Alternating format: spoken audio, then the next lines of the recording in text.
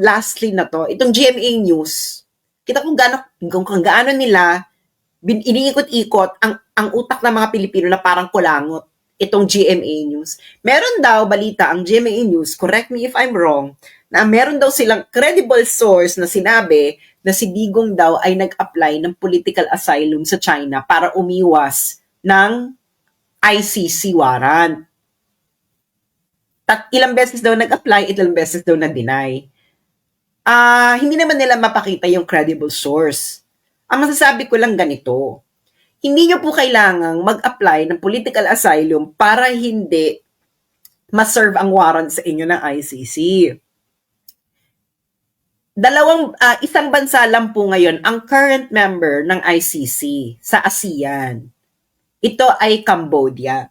Yung East Timor, member siya ng ICC pero hindi pa sila member ng ASEAN.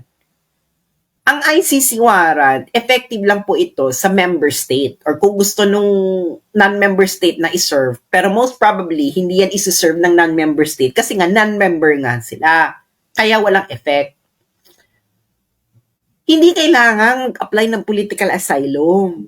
Ang Malaysia, hindi po ito na member ng ICC at hindi niya isi-serve yung ICC warrant kasi nga hindi siya member. Ang kailangan lang gawin ni Digong ay mag-rent ng speedboat mula sa Davao City papuntang Sabah. Hindi nyo na siya mahuhuli. Ganun lang kasimple yun. Naintindihan nyo na hindi mo kailangan mag-apply ng political asylum. You only need to be in a country that is a non-member state. Ngayon, kahit iserve mo yan sa Malaysia, dadaan yan sa korte ng Malaysia kung legal ba yan na pwedeng isurrender ng Malaysia. Nagigets din nyo na.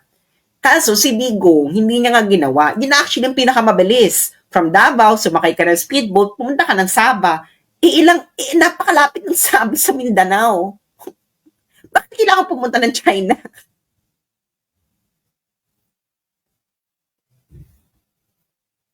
Ang ginawa ng Digong, di ba dumiretso nga siya ng NAIA? Kung umiiwas yung matanda, edi dapat pala dumiretso na lang siya ng Davao.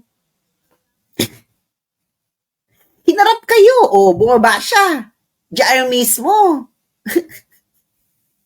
Yan ba umiiwas?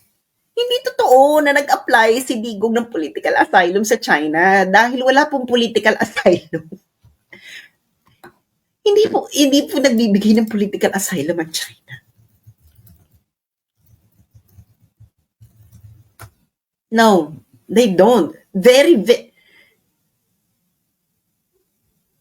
Alam niyo po ba na ang last time na nagbigay ng political asylum ang China ay 1979. Hindi nga sila nagbibigay. Kaya hindi siya nagbibigay ng political asylum. For political reasons. Since 1979, hindi nag-grant ang China. Very, very, very, very, very rare.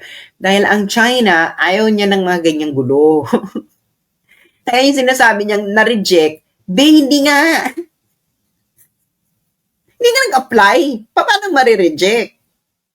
And since 1979, hindi nagbibigay ng political asylum ang China. At kung gustong umiwas ni Digong sa ICC warrant, ang kailangan lang gawin ni Digong ay ride a boat to Sabah, Malaysia. Because Malaysia is not a member of ICC. And therefore, the arrest warrant cannot be served there. Unless, of course, isuko ng Malaysia, no? Pero dadaan pa yan sa korte ng Malaysia. Because that is the proper process. Ngayon, kayong mga media, yung ginagawa nyo ngayon, in conclusion, yung ginagawa nyo ngayon is the same mistake the American mainstream media were doing. That's why Donald Trump got reelected. It's the same thing. So yun lang po. Maraming salamat. At maraming salamat at mga nagpadala ng tip. And mabuhay po tayong lahat at wag po kayong magpapaikot-ikot sa GMA. Alam niyo, marami sa kayo nagtatanong sa akin sa comment, sus, paano itong ganito? Mga be, yung mga tanong ninyo, kailangan lang ng common sense. Hindi nyo kailangan, ang dami ninyong tanong na nasasagot ng common sense. Gamitin nyo muna yung common sense ninyo. Pag hindi effective ang common sense, kayo mag-escalate into more substantive explanation. But a lot of things in life can be answered by common sense. Gamitin nyo yung sentido común. Okay?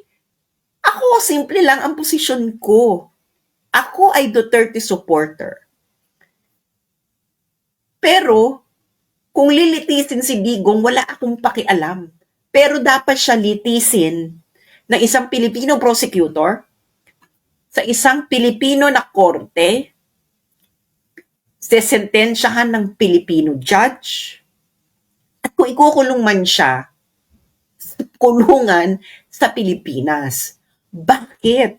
Dahil ang Pilipinas, ang mga Pilipino, ang dapat ang siyang magpapasya kung ano ang dapat kakahinatnan ng mga taong sinasabi nilang gumawa ng krimen sa Pilipinas. Yun lang. Ito mga kampits kung ano-anong bale-bale-balento. Common sense. Gumawa ka ng krimen sa Pilipinas, dapat Filipino prosecutor, Filipino judge, Filipino court, Filipino jail. Simple. Bakit? Dahil yan ay nakaangkla sa tinatawag na self-determination.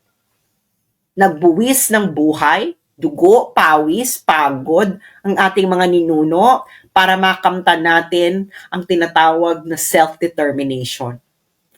Ang ginawa ninyo kay Digong ay isang malaking insulto sa mga sakripisyo ng ating mga ninuno. Ibinigay ninyo ang isang Pilipino sa isang banyaga. Ang hindi ko matatanggap.